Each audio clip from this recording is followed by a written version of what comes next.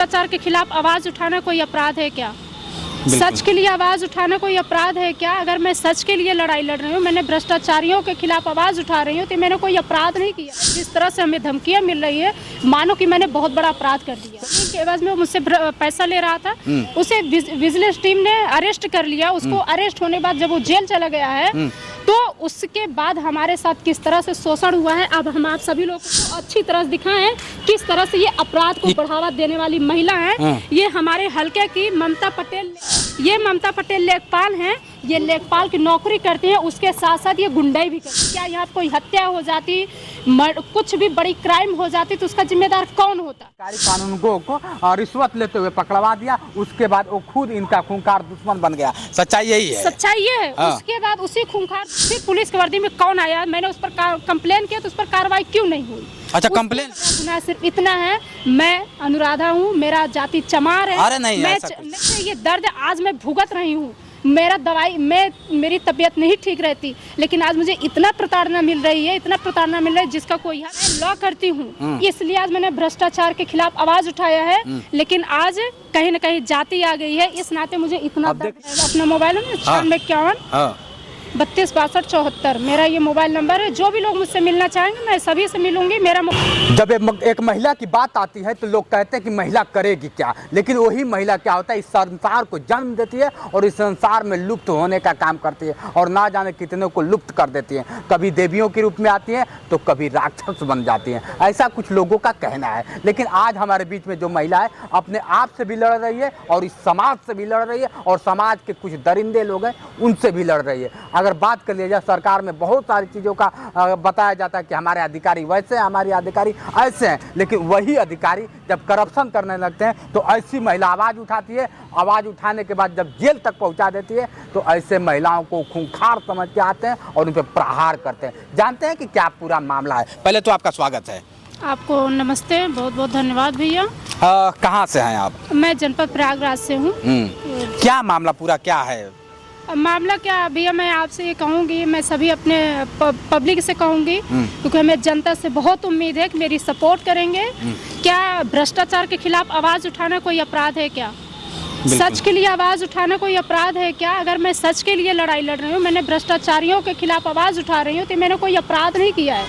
लेकिन जिस तरह से हमारे साथ शोषण हो रहा है, जिस तरह से हमें धमकियां मिल रही है, मानो कि मैंने बहुत बड़ा अपराध कर दिया। चलिए, पढ़ेगी बेटियां तो बढ़ेगी बेटियां। यही वो बेटियां हैं जो पढ़कर आज क्या होता है, सिस्टम से लड़ रही हैं और एक ऐसा काम कर जाती हैं। लेकिन लोग कहते हैं ना कि है तो नारी ही ना, है तो औरत ही ना, है तो एक लड़की ही ना, उसकी औकात क्या है, ऐसे लोगों का कहना है। लेकिन जब वो अपने आप में आती हैं तो सबको एक तरफ कर देती है, जैसे इन्होंने किया है। क्या पूरा मामला था?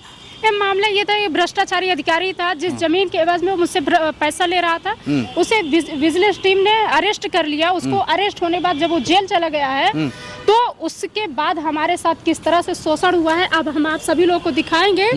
जो कहा जाता है कि पुलिस हो या राजस्व टीम हो, ये समाज में अपराध न बढ़ाने के बजाय समाज में शांति व्यवस्था कायम करते हैं।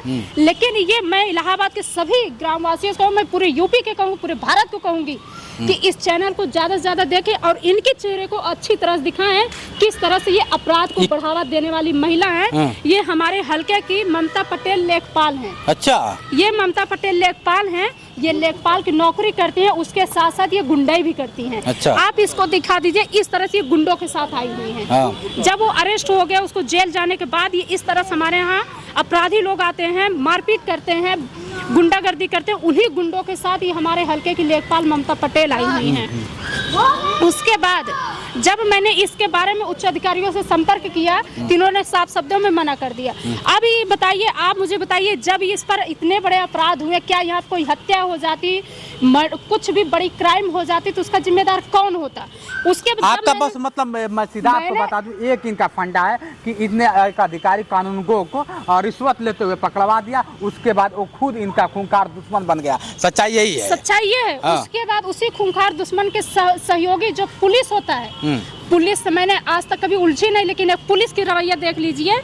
ये आप पूरी रात आई हुई है पुलिस, ये पुलिस पूरी रात आई हुई है। रात का पुलिस आई हुई है, ये आप देख सकते हैं, ये पुलिस आई हुई है। जब मैंने इसके बारे में मैंने जाकर के सीओ साहब से मिली, इंस्पेक्टर साहब से मिली, मैंने उनसे पूछा कि आप किस मामले में मैंने कौन सा गुनाह किया था जो हमारे यहाँ पूरी रात पुलिस भेजे थे। उन्होंने साफ कह दिया मुझे नहीं पता है। अगर आप आखिर वो पुलिस कैसे आई थी? अगर कोई साक्ष्य था उसके पुलिस के पास? कोई साक्ष्य नहीं था कि एप्लीकेशन आपके नाम पे पड़ा इसलिए मैं आई। कोई साक्ष्य। अभी रात को क्या जरूरत थी पुलिस को जाने वही की? तो मैं जानना चाह रही थी ना, मैं प्रशासन से जानना चाह रही हूँ कि पूरी रात पुलिस आने की क्या रवैया थी। जब आपको पता भी नहीं है कि हमको नहीं पता, मैंने पुलिस नहीं भेजा है, फिर पुलिस की वर्दी में कौन आया, मैंने उस पर कंप्लेन किया तो उस पर कार्रवाई क्यों नहीं हुई? अच्छा, कंप्लेन भी की थी? मैंने कंप्लेन किया, उस पर कोई कार्रवाई नहीं हुई। मैंने यहाँ तक डीजीपी साहब से मैंने बात किया, इलाहाबाद नहीं उत्तर प्रदेश डीजीपी साहब से मैंने बात किया। उन्होंने कहा कि मैंने एक पक्ष की बात नहीं सुनी। कहाँ एप्लीकेशन दे चुकी हैं? मैंने सभी को दिया, मुख्यमंत्री जी को दिया, एसपी को दिया, डीएम जी को दिया है, महिला आयोग SC ST महिला आयोग को दिया है। मेरा गुनाह सिर्फ इतना है, मैं अनुराधा हूँ, मेरा जाति चमार है। अरे नहीं, ऐसा कुछ नहीं, ये सच है, ये दर्द आज मैं भुगत रही हूँ। मेरा दवाई मेरी तबीयत नहीं ठीक रहती, लेकिन आज मुझे इतना प्रताड़ना मिल रही है, इतना प्रताड़ना मिल रहा है जिसका कोई हद नहीं है। मैं चमार हूँ और इस नाते आज इस तरह से मुझे प्रताड़ित किया जा रहा है। सिर्फ मैंने एक भ्रष्टाचारी अधिकारी को जेल भिजवाया। अब देख लीजिए, क्या जातीय नीच जाति का होना यही गुनहगार होता है। आप कहते हैं कि हम सभी जातियों को लेकर चलते हैं, सभी धर्मों को लेकर चलते हैं, कहीं ना कहीं एक कहाँ गए आपके वादे, कहाँ गए आपके मान्य नीति? मैं आपसे जानना चाहता हूँ, इनको गौर से आप देख लीजिए। ये अनुराधा हैं, अनुराधा अगर बात कर लिया जाए तो SC कास्ट से बिलोंग करती हैं। यही आपका कानून है कि सबका साथ सबका विकास। अगर ये शायद अपर कास्ट से होती तो क्या होता? लेकिन कहीं ना कहीं ये जिस तरह से गुत्थियों में सुलझी जा रही हैं, कब तक ये सुलझेंगी आप लोग बताइएगा। अगर लास्ट हम आपसे सवाल करना चाहेंगे, आप चाहती क्या हैं अपने इस मुद्दे को? जिस तरह से उस कानूनगो को जेल तक पहुंचाते हैं, जेल तक पहुंचाने के बाद और आप अपराधी बन जाता है, अपराधी बनकर आपके साथ गुंडागर्दी करता है, आप सरकार से और कानून से चाहती क्या हैं? मैं सरकार और कानून से दोनों यही चाहूंगी। सबसे पहले ये जो आपराधिक किस्म के लोग आए हुए हैं, पुलिस की वर्दी में लोग आए हुए हैं, इन पर कानूनन कार्रवाई हो और इसकी सच्चाई बताई जाए। पुलिस आखिर कौन सी साजिश, कौन सी प्लानिंग हमारे यहाँ आई हुई थी, इस पर सख्त कानूनन कार्रवाई हो। और इसमें जो लोग राजनीति करें वो राजनीति करना बंद कर दे। मैं न्यायालय पर पूरी तरह से भरोसा करती हूँ, लेकिन न्यायालय में बैठे हुए लोगों से बहुत कम उम्मीद है। अरे लॉ भी करती हैं? मैं लॉ करती हूँ, इसलिए आज मैंने भ्रष्टाचार के खिलाफ आवाज उठाया है।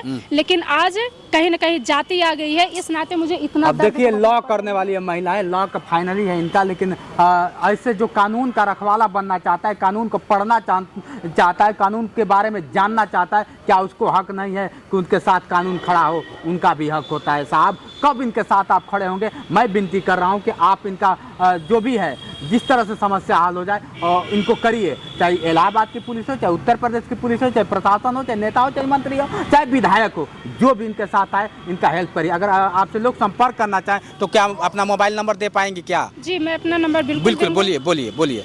मैं अपना मोबाइल नंबर 9651 32 62 74 मेरा ये मोबाइल नंबर है। जो भी लोग मुझसे मिलना चाहेंगे मैं सभी से मिलूंगी। मेरा मोबाइल नंबर फिर से मैं बोल रही हूँ 9651 32 62 74। अब देख लीजिए, अगर मैं झूठ हूँ तो इनका एक पुर्जा खंगाल आ जाए और इनके बारे में आप लोग भी कमेंट करके बताइए। मैं अपना फेसबुक और यूट्यूब चैनल भी बता दें। मेरा फेसबुक ID अनुराधा अम्बेडकर के नाम से बना हुआ है।